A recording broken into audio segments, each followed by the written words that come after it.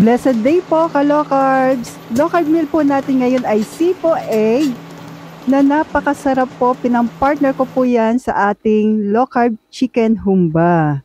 Narito po kung paano ko po siya niluto. Una, naglagay tayo ng coconut oil. Ingredients natin, Baguio beans, bawang, sibuyas, at kaunting carrots lamang po.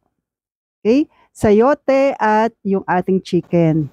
So magigisa po tayo ng ating onion and garlic. And please don't forget to like and follow po para updated tayo sa ating mga low carb meal everyday. Low carb dessert, low carb bread, at low carb kwentuhan.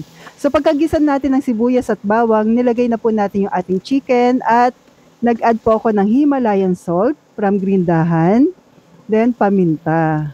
Igisa lang po natin maigi, ka-low carbs, and ang una nating ilalagay po kapag lumabas na yung natural oil ay yung carrots at mushroom. Naglagay pala tayo dito ng ating mushroom. Ang sarap po nito at napaka-masustansya. Sayote, yan, at nilagyan pa natin uli ng paminta at konting asin kasi konti lang po nilagay ko kanina, at takpan po natin para maluto po yung ating gulay.